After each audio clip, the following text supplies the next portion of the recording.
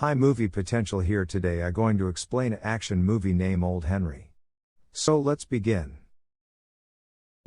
In 1906 in Oklahoma, Brannigan is trying to escape from three men wearing sheriff badges, Dugan, Stillwell, and their leader Ketchum.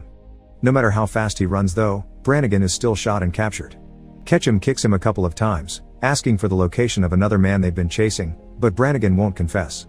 This provokes Ketchum into tying Brannigan to a horse and dragging him through the ground until he finally speaks. The man they're looking for has gone east. Then, instead of freeing him, Ketchum kills Brannigan. Meanwhile, old Henry McCarty and his teenage son Wyatt are working on their farm. Henry grew up in New York and traveled all over before settling down as a farmer in Oklahoma.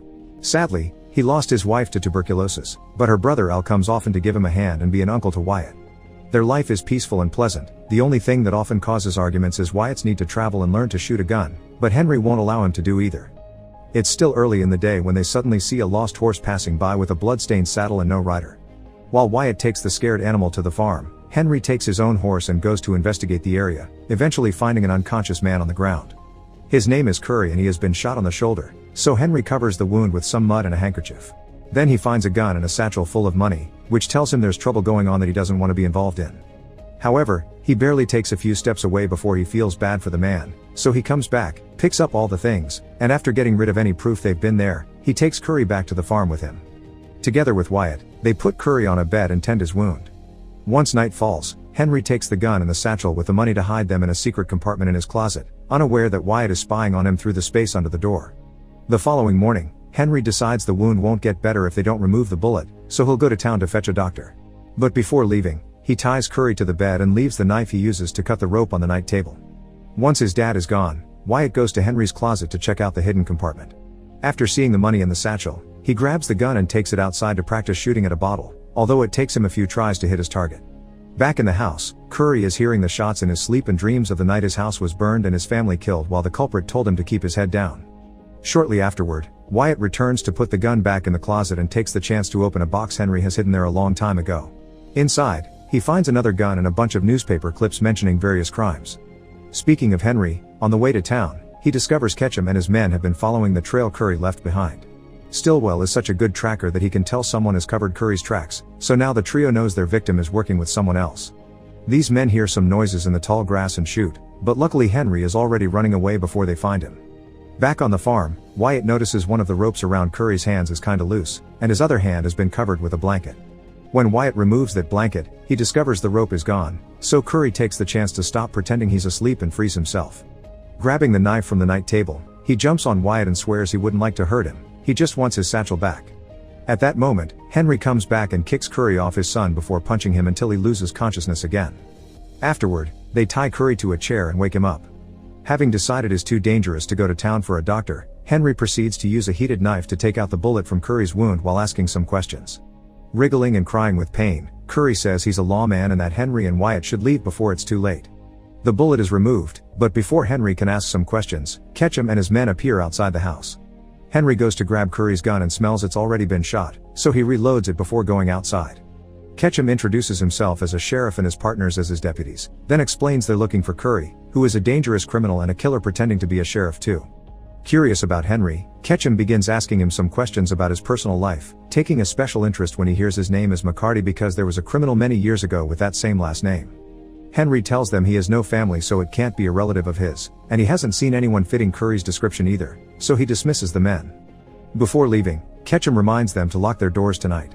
Then, Henry goes back to the house and slaps Wyatt for having used the gun. Wyatt only wanted to know what it feels like because he's the only boy in the area that was never taught to fire a weapon, so he had to teach himself. Henry slaps him again for it, so Wyatt insults him and calls him worthless, claiming Henry will be left alone to die because he'll leave the farm as soon as he's able.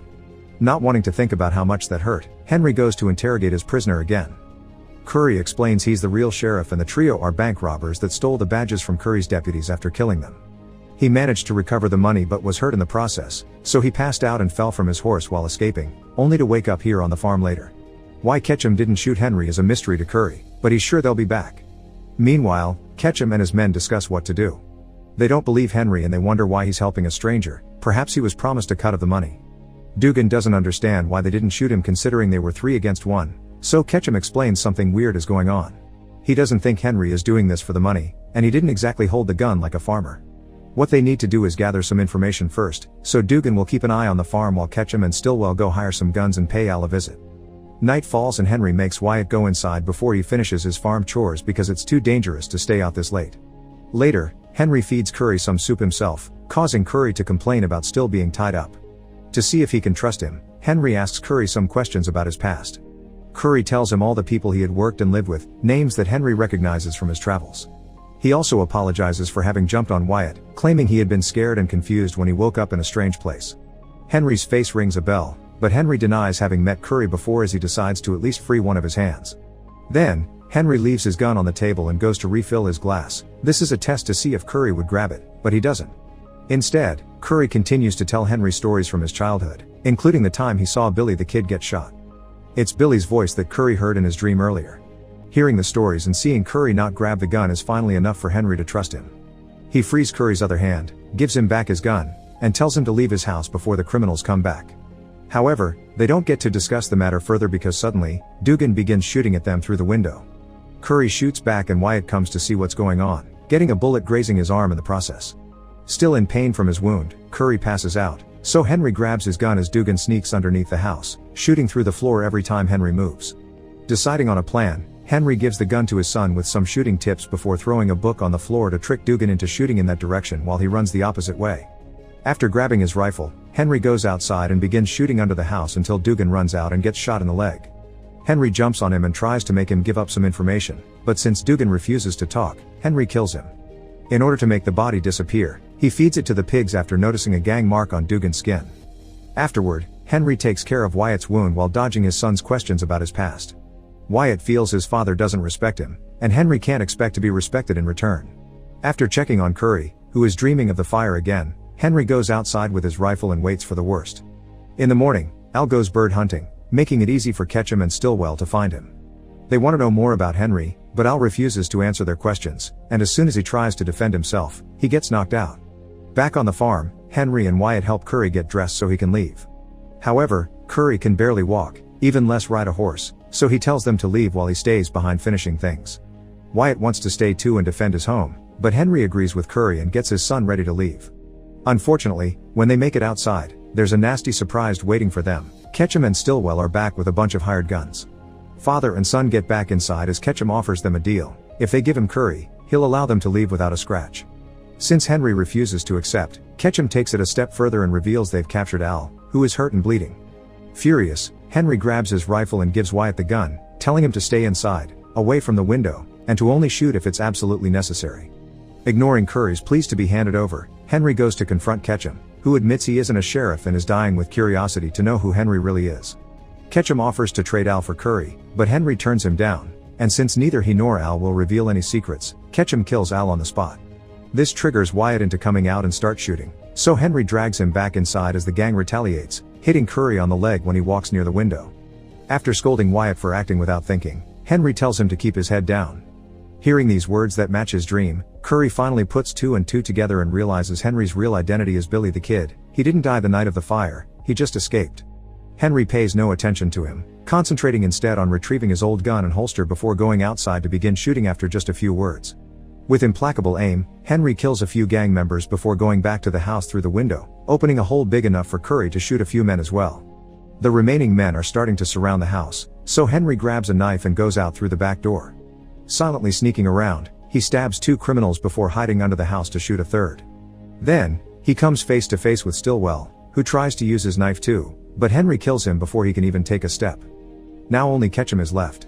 He's hidden behind the pig pen and manages to hurt Henry on the shoulder, so Henry runs into the woods to make Ketchum follow him.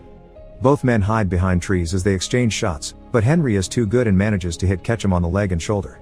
Henry comes closer then, and Ketchum manages to land one last shot before Henry finishes him for good. The wounds aren't serious though, so as soon as he returns to the farm, Henry goes to Curry to help with his own injuries. When Henry tears off Curry's sleeve to take a better look at his arm, he finds a shocking surprise. Curry has the same gang mark Dugan had, and he shoots Henry for seeing it. Technically, Curry didn't lie. He confesses he was indeed a sheriff, but a corrupt one. He and his deputies had worked with Ketchum before, but they heard Ketchum was planning to kill them during their last job, so Curry tried to escape and that's how it all started.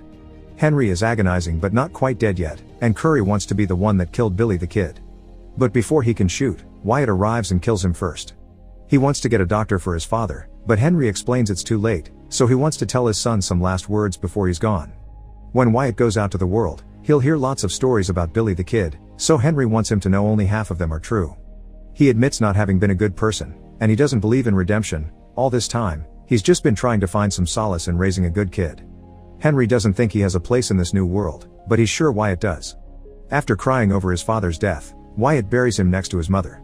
Once he's emotionally ready, he packs up his things and leaves the farm on his horse to travel as he's always wanted.